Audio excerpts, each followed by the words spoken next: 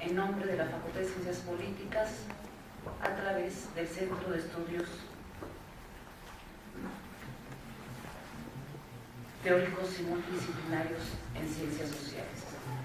Quiero agradecer particularmente a la doctora Edina Saludowski, que colaboró y tuvo la idea de invitar a los ponentes que tenemos en esta mesa como invitados especiales. También quiero agradecer a la doctora Cynthia Gray, quien está aquí a mi izquierda y que vamos a aprovechar la organización que hizo de traer a nuestros invitados. Estamos muy orgullosos de estar aquí presentándonos frente a ustedes. Voy a fungir como moderador el día de hoy y antes que nada le voy a dar la palabra, ¿no?, a la doctora Cynthia Gray, que como les digo organizó esta mesa, que ella les va a contar cómo lo hizo. Buenos días. Nosotros, Tony, Magda, Ademir, que não está aqui, e eu, agradecemos muitíssimo a invitação de professora Dina e a oportunidade de estar aqui com vocês. O painel Educação e Processo Civilizador, Contribuições de Norberterias para a Historiografia da Educação, tem como objetivos apresentar e discutir investigações históricas sobre a educação como parte do processo civilizador do Ocidente, tendo como referência teórica ao sociólogo Norbert Elias. Discutir investigações relativas às dinâmicas sociais e relações de poder presentes no processo de desenvolvimento dos debates acerca da centralidade da educação na ordenação civilizada da sociedade. Problematizar tensões étnico-raciais, de gênero, de geração e de classe como integrantes do processo civilizador. Discutir sobre a institucionalização da escola como sítio privilegiado da civilização, das condutas e contenção das emoções. Está organizado em 4 comunicações: processo civilizador e processos escolarizadores, tensões na constituição da profissão docente, educação dos povos nativos no Brasil, do professor Ademir Gebara, que não está presente, modelos escolares para a formação de professores em São Paulo, Brasil, o poder à luz de Norbert Elias, e educação na infância, o processo civilizatório escolar. Esta comunicação é o fruto de reflexões que venho realizando nos últimos anos acerca da institucionalização da escola primária em Brasil e a organização da profissão docente. Para os brasileiros que vivemos no começo do século XXI, estas 2 temáticas, a escola pública e a profissão docente, são ainda, de maneira geral, temas historicamente marcados por situações de grande precariedade e frustração.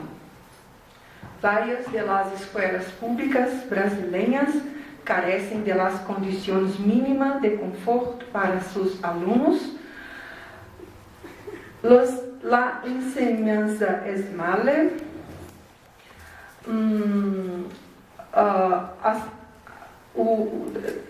é muito precário o salário mínimo nacional para os professores. Os professores têm uma formação profissional precária e muito pouco estímulos para seguir a carreira. Também estamos vivendo atualmente uma explosão de violência relacionada, entre outros fatores, com o aumento do uso de drogas e bebidas alcoólicas por parte de adolescentes, que em sua grande maioria são habitantes de periferias com poucas oportunidades de acesso a uma formação cultural mais diversificada.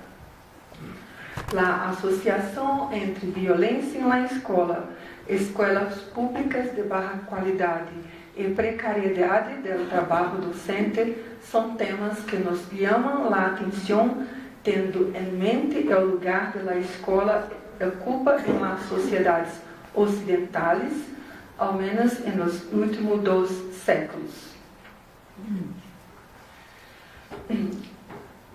Em la história da educação escolar em Brasil, podemos observar desde o fim do século XVIII até nossos dias o processo de consolidação da escola estatal e pública como espaço de transmissão de conhecimento e a consolidação do professor como profissional da escola. A característica mais saliente deste processo é a relativa às desigualdades escolares, ya seja de acesso ou de permanência. Os niños têm acesso a escolas de qualidades muito diferentes, assim como também são diversas as condições de estudo e de permanência em la escola.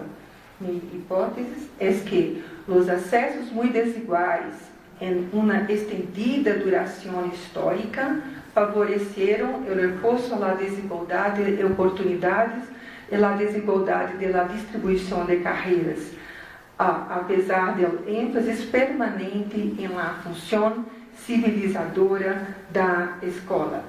Há um valor estimado para a aprendizagem da leitura, da escritura e das ciências de forma geral, e ao valor assinado à ciência e à racionalidade como fator fundamental de organização e coesão social. Tardes al doctor Ademir Guevara, profesor de la Universidad de Campinas en la maestría en Educación de la Universidad Federal de Oro Grande. Ademir Guevara es licenciado en Historia y Educación Física en Campinas, maestro de Historia Social. Gina nos va a leer parte de su ponencia. Yo les tengo que, desafortunadamente Ademir no pudo venir, que ha sido uno de los iniciadores de este congreso de Elías. Yo les tengo que decir que voy a leer esto sin haber tenido un acuerdo con él, entonces simplemente voy a leer las primeras partes de su ponencia porque creo que es importante. En la historia se llama La educación de los pueblos nativos en Brasil. En la historia de la educación de Brasil es corriente la afirmación de que la actuación de los jesuitas es el punto inicial de este proceso. Sin embargo, hay que considerarse que ya existían personas, comunidades, niños y poblaciones en América por lo menos 30.000 años antes de la llegada de portugueses, españoles y jesuitas. Las denominaciones prehistórico o precolonial son ya una periodización inexacta, pues desconsideran millones de habitantes no europeos aquí existentes. Aunque podamos discordar de los procesos educativos de estos pueblos, genéricamente denominamos indios o indígenas, hay que reconocer que ellos educaron a sus hijos durante milenios. La relación entre grupos es una cuestión de poder, según Eliasis Kotson. Presente la relación entre colonizadores y colonizados, hasta el punto que las identidades de las diferentes culturas existentes en el territorio descubierto, entre comillas, por los europeos, son niveladas de forma anómica, indios. Vale también cuestionar si la actividad profesional de los jesuitas y posteriormente de representantes de otras órdenes y denominadores religiosos eran preponderantemente de educadores o serían ellos catequizadores. Parece que al tomarse la actividad jesuítica como educadora y periodizar la historia de la educación brasileña a partir de ella, estamos asumiendo un concepto de educación, entre comillas, culto y civilizado, desde la imagen de los colonizadores. Cabe aquí las siguientes preguntas. ¿Con qué autoridad les considera de comportamientos y actitudes violentas y crueles en regiones colonizadas, y esto se debe a una menor efectividad y desarrollo de los controles estatales. Y doctor en Educación por la Universidad Estatal Pulista, con una tesis defendida a partir de las ideas teóricas y metodológicas de Norbert Elias. Es miembro del grupo de investigación Procesos Civilizatorios, actualmente es profesor de la Universidad Estatal de Londrina.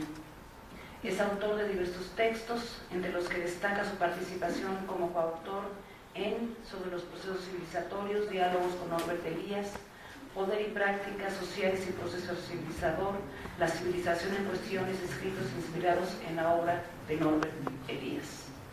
Bienvenido.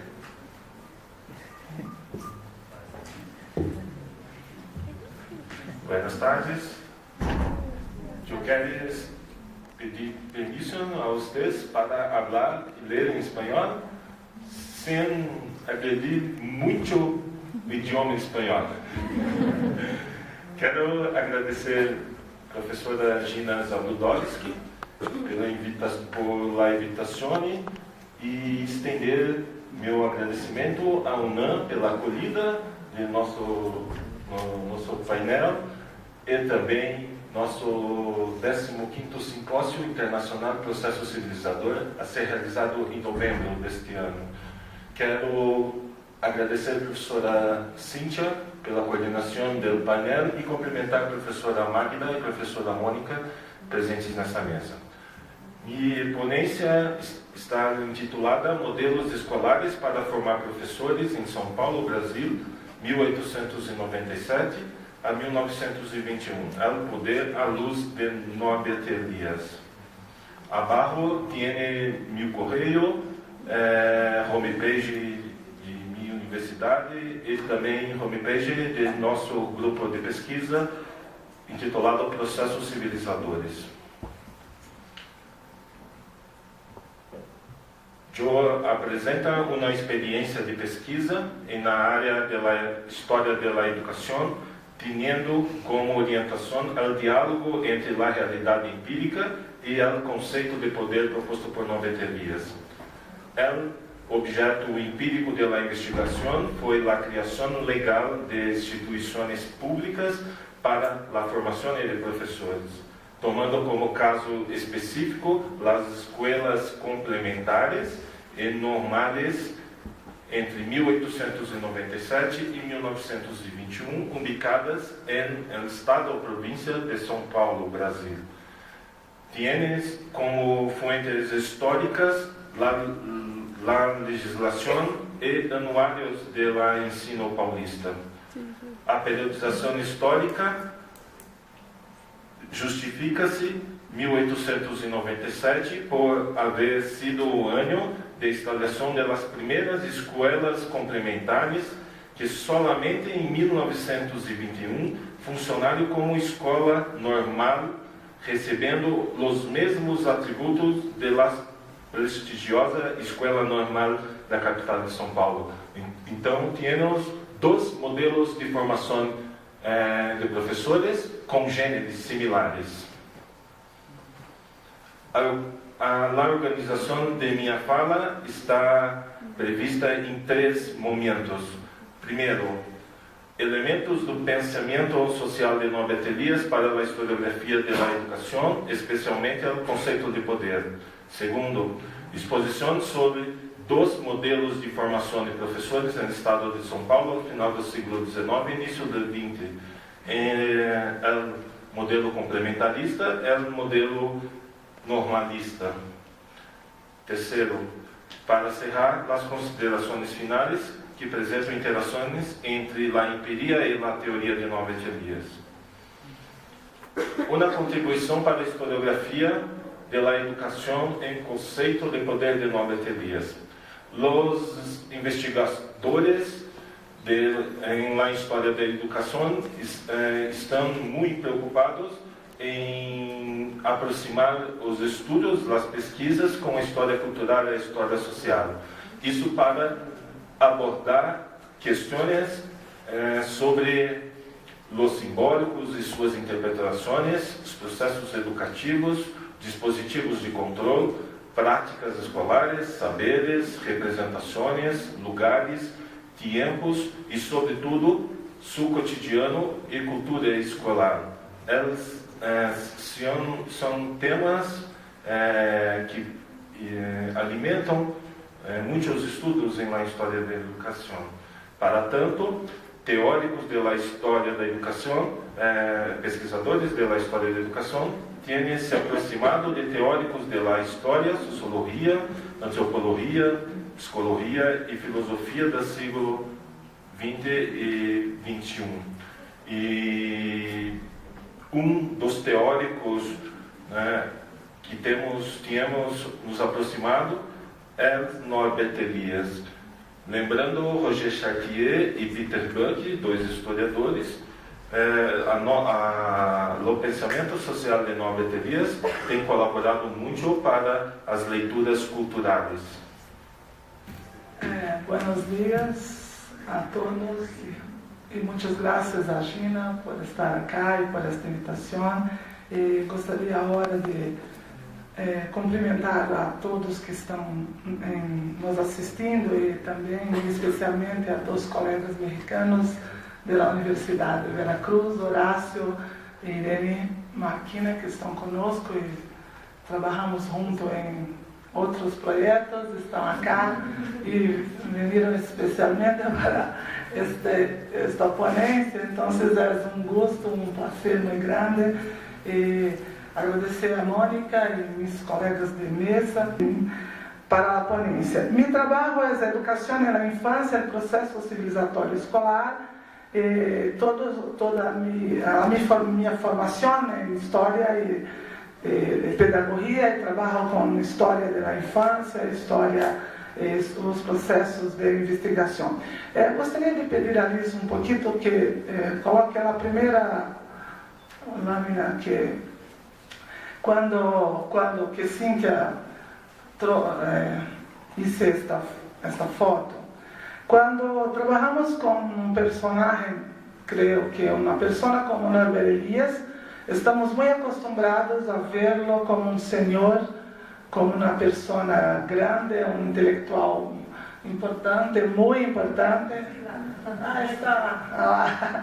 Um intelectual muito importante, este senhor, e incluso esta imagem está na convocatória de 15º, e olhamos para isso, e é um senhor muito simpático, com seu livro, tomando um té, um café, quizá um whisky ou uma cerveja, não sei, lembrando Elias, não sei, para ler e produzir tanto, me parece que não era whisky nem cerveja, devia ser muito té, muito...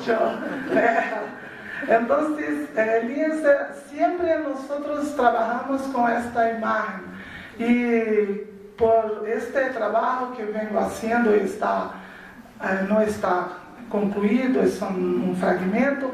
Penso na infância, na educação, pode devolver a outra. Não hice um PowerPoint porque receberam a ponência, então vou fazer alguns destaques, hasta tenho que cuidar do tempo. Uma coisa muito importante de Elias, que empieza em tu trabalho, se diz: para Elias, todo fenômeno social é possível de investigação.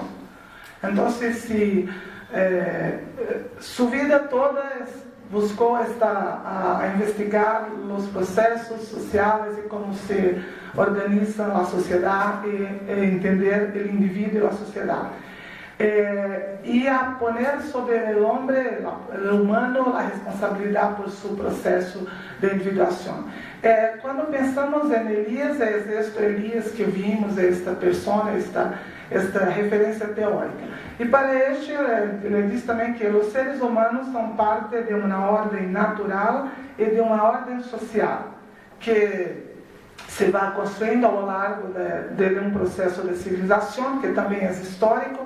Ou seja, para Elias, a história é sempre a história de uma sociedade, mas sem dúvida de uma sociedade de indivíduos. Quando eu busquei trabalhar isto, pensei um pouco em Elias como um indivíduo que se forma com uma história de vida, uma história marcada por muitos cambios y procesos que para mí hay mucho de su trayectoria en todo el arcabouço de su obra, de aquilo que ao longo de su vida buscó investigar. Damos la bienvenida a Gina, que va a acomodar un cierre. Bueno, muchísimas gracias por estar aquí, ¿no? Por permitir que esta mesa, hacer posible que esta mesa planeada inicialmente para el Congreso de Historia de la Educación se lleve aquí. Muchísimas felicidades por los 15 años del Congreso de Norbert Elias y estamos muy agradecidos que nos vienen la oportunidad de organizarlo ya en México, muy entusiasmados y con mucho trabajo, pero muy entusiasmados. Bueno, les agradezco mucho que hayan venido y muchas gracias por su esfuerzo realmente de hablar también español. Bueno, cuando los conocí hace 6 años en Colombia, Bogotá, cuando me invitaron a dar una conferencia en uno de los congresos de Norbert Elias, yo ya había oído hablar de este grupo, ¿no? Que había tenido sus orígenes en Brasil, después hicieron su primer congreso fuera de Brasil, lo hicieron hace 8 años en Argentina, ¿no? Después 2008 en Buenos Aires. En Buenos Aires, luego hicieron en Bogotá, luego otra vez en Brasil y ahora va a ser en México. Entonces me parece que más allá del tema concreto que tratan de Díaz y la educación, tenemos mucho que aprender de este grupo y me parece que la Facultad de Ciencias Políticas y Sociales tiene mucho que aprender de la forma de incorporar el pensamiento de un autor al análisis, de un autor europeo al análisis de América Latina, que es una de las grandes cuestiones que a veces se ponen como paradojas y estudio teoría sociológica como opuestas. ¿De qué me sirve para América Latina? O si estudio teoría sociológica europea, ¿por qué se pone a veces como contra la teoría sociológica o la teoría latinoamericana? Y ellos nos brindan una forma de romper estos antagonismos, porque hay muchas formas de rescatar a Elias y de rescatar a los clásicos, otros pensadores para América Latina.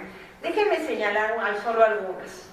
Una de ellas es como lo hacemos generalmente en los cursos de teoría, que damos una visión cronológica del pensamiento social, vamos haciendo nuestros cursos con cierta cronología, diciendo cómo vivieron los autores, en qué área vivieron, y vamos